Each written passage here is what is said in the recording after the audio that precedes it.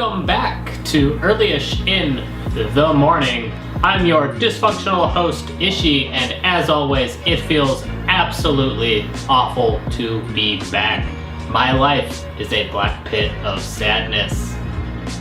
For those of you joining us for the first time, this is a show where we like to expose the corporate fat cats sucking from the supple teats of America.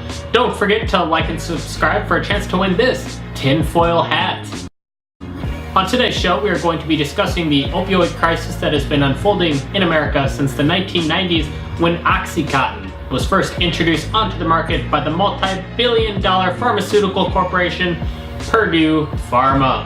Not to be mistaken by the chicken company or the college that attracts preppy white kids like myself.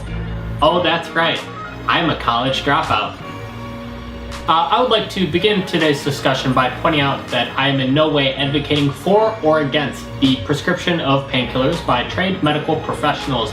I recognize the necessity of opiates in regards to pain management in relation to patients diagnosed with things like cancer, terminal diseases, and other folk out there that are just suffering through excruciating pain on a daily basis and whose quality of life can really depend on a prescription such as Oxycontin.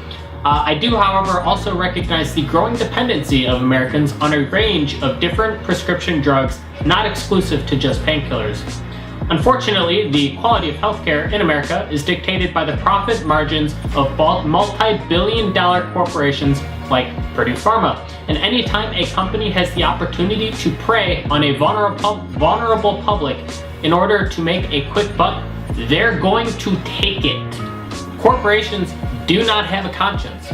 They don't consider the well-being of the public as a priority, and by nature only concern themselves with bothersome topics such as morality when forced to do so by the threat of a decrease in sales due to an angry public.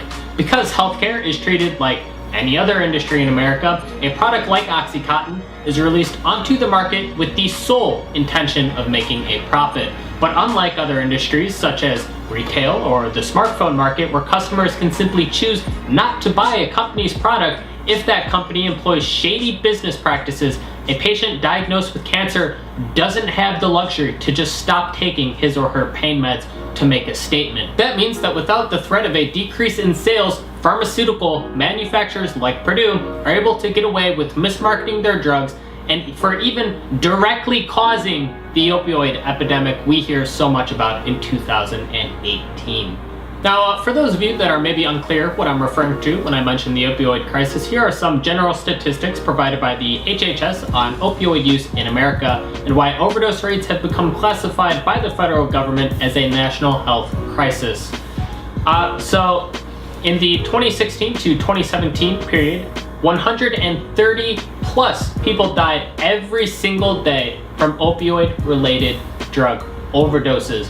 42,249 people died from strictly overdosing overall in the year of 2017. 2.1 million people had an opioid use disorder. 11.4 people misused prescription opioids overall, and 2 million of them misused prescription opioids for the first time. So that tells you that not only is the number large, but 2 million more people in 2017 alone ended up misusing their prescriptions for the first time. And keep in mind, I just want to go into real quick, 886,000 people used heroin in that same time period. And it is important to note that when prescription abuse goes up in regards to opiates, heroin use actually goes up as well, because a lot of these people end up getting hooked on something like Oxycontin, and then when their prescription either runs up or they run out of money, they end up switching to the cheaper alternative that is heroin. So those numbers go up and up in relation to each other. So the numbers are very disastrously clear. Opioid use skyrocketed from 1997 to 2016. This trend is most easily explained by the introduction of Oxycontin onto the market in 1996 by none other than Purdue Pharma, the multi-billion-dollar baby of the multi-billion-dollar family, the Sacklers. We're going to come back to the Sacklers in a little bit, but for now I really just want to focus on Oxycontin's impact on the market overall. Essentially, Purdue created a longer-lasting, extended-release oxycodone that would dissipate into the user's bloodstream over a prolonged 12-hour period, as compared to the more instantaneous release of oxycodone. Because oxycontins are an extended release and meant to replace the need for patients to re-up their dosage every 4 to 5 hours like a normal opioid, oxycontins actually contain a much higher dosage of opiates per pill, and believe it or not, the effects are actually more potent than that of morphine. Keep in mind that opiates produce the feel-good chemical dopamine in the brain and triggers the brain's reward centers. And look, people that are struggling with mental illnesses oftentimes are not producing normal levels of dopamine. So being prescribed a drug like Oxycontin after breaking something like, let's say, a foot, immediately that patient can be at an extremely high risk of developing a dependency on the drug because they're going to crave that rewarding sensation that they are not able to produce naturally from everyday activities. Speaking as someone that has struggled with mental illness in the past, I can tell you from experience that any substance that even remotely impacts your state of mind can be instantly addictive, which is why it is extremely important to be aware of the risks of taking a drug like Oxycontin before it is given to you by a doctor. However, when Purdue marketed Oxycontin, they essentially described it as being addict-proof. Their logic being that abusers of prescription opioids wouldn't be interested in the prolonged release formula of Oxycontin. And when their pharma reps began marketing their new drug to doctors all across the country, they kind of forgot to mention that maybe, just maybe, their new drug might have a slight tendency to cause addiction. That means that many patients prescribed Oxycontin in the first 10 years after its release were not aware of the risks involved with taking the drug. Keep in mind that pharmaceutical representatives require no scientific or medical backgrounds to sell drugs. Typically, pharma reps are made up of a bunch of jocks and pretty girls. Essentially, if I was just a little better looking and willing to sell my soul, I too could have sold painkillers, and I failed my health class sophomore year of high school. So a bunch of jocks convinced doctors to prescribe Oxycontin to patients based on the assumption that these pills carried a decreased risk of addiction when compared to other painkillers that were on the market. First of all, I find it laughable that a company like Purdue, that has essentially limitless resources, would not be aware of the inherent addictive qualities associated with producing a more potent opiate. Opiates are essentially legalized heroin, and the scientific community has been aware of heroin's addictive nature since the early 1900s. Therefore, any claim to ignorance that Purdue may have had is absolutely absurd. Thankfully, federal prosecutors agree with me. Thank you, I know, I'm a fucking genius. Oh, but it's okay, because how could a company like Purdue know the harm being caused by their products? Well, the New York Times actually discusses the matter on whether or not they knew that they were ruining lives, and they say that Purdue Pharma, the company that planted the seeds of the opioid epidemic through its aggressive marketing of Oxycontin, has long claimed that it was unaware of the powerful opioid painkiller's growing abuse until years after it went on the market.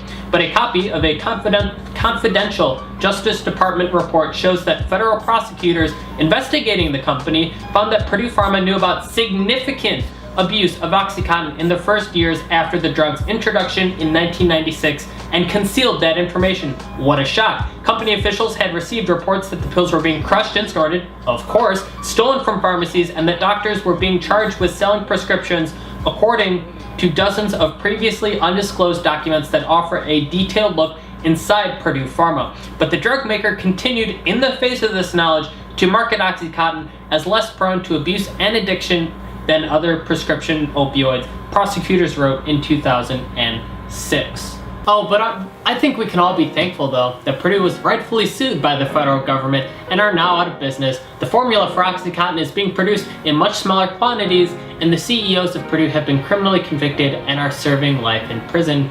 Just kidding, this is fucking America. This is America. The fact that the only punishment to be enacted upon the company was a $650 million fine is, in my opinion, fucking disgusting, and the lack of criminal consequences for the guilty party represents a larger problem in this country in regards to the way the rich and powerful are treated with kids' gloves by the criminal justice system. Purdue Pharma was both directly and indirectly responsible for the overdose of hundreds of thousands of people from 1997 to the time of their federal court case in 2007.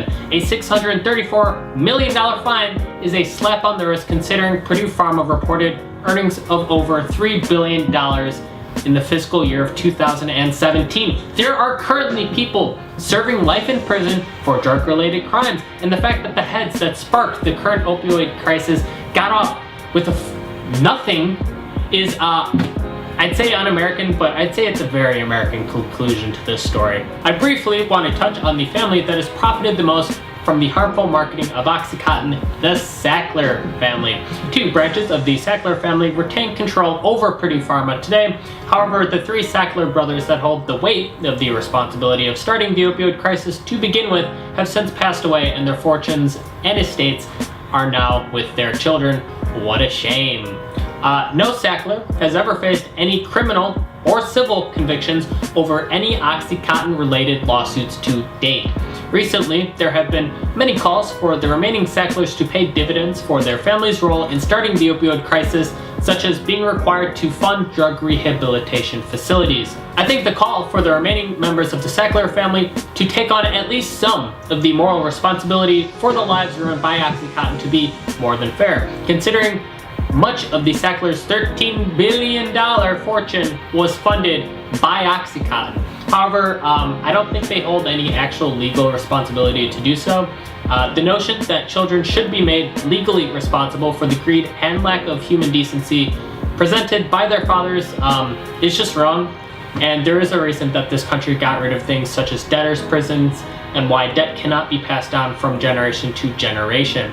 Morally, though, I 100% believe at least some of the Sacklers' $13 billion should be put towards programs meant to combat the opioid crisis sparked by their families. I guess this is going off topic just a little bit, but it irks me to no end when a company is fined for basically being guilty of contributing to the overdose of millions of people, or being convicted of mismarketing and different business practices that lead to actual harm on a massive scale, a much larger scale than that any individual could ever cause. Whenever a company is convicted, it is only a civil fine. The heads of the company and the people that are profiting the most, such as the $13 billion family, the fucking Sacklers, they get off with nothing. So maybe legally they should not be required to give that money, but be decent human beings. And I think there are better places you can put your money than giving them to conservative think tanks and art museums. Give them to some fucking drug rehabilitation centers, especially like when you go on the news every day and they know damn well that they're at least partly responsible for this. So yeah, they should give up some of their yachts, maybe, just maybe. I'd like to wrap up today's discussion on the opioid crisis by addressing those of you that maybe hold the opinion that an addiction to any drug is a very cut and dry issue, and that the addict is always completely at fault for their addiction, regardless of any mismarketing or misinformation or campaigns by big corporations. One of the biggest life lessons I've had to learn personally in my admittedly short tenure on this planet is that everyone you will ever meet is suffering, at least in some way, physically, mentally, and those that aren't someday will be. And I think that people have problems with body image, confidence, loneliness, feeling unloved, and sometimes when people are feeling these things, they make the wrong choices. And they do it because they're in pain. And while the motivations behind this pain, the motivations behind making poor decisions, such as taking a drug for the first time, can unfortunately cause a lot more harm than a lot of other choices can. And I know that it's really frustrating, but I think at the end of the day, it's important nonetheless to do our best to try and really just be patient with one another in times of weakness. It is true that an addiction to any drug of any kind always begins with a single choice, and that is, to take that drug for the first time. But that choice doesn't diminish a person's entire character and all the good they've done and can still do. Humans are weak. We make weak choices. Unfortunately, some decisions like choosing to take drugs can cause a lot of harm, and a lot of the times that harm is to those around us and loved ones. And it is really frustrating to deal with people that are struggling with an addiction, but I think it's important to focus on helping people get through it and to heal, rather than getting caught in trying to place blame. Because I think at the end of the day, our goal should be to really just help the ones we love. And look, in the case of Purdue Pharma's misleading advertising, patients did not have the knowledge required to make thoughtful decisions in regards to their pain management. And like we were talking about before, some people just are genetically predisposed to developing addictive habits. And it is 100% the responsibility of drug manufacturers to provide honest representation on the inherent addictive qualities present within their drugs.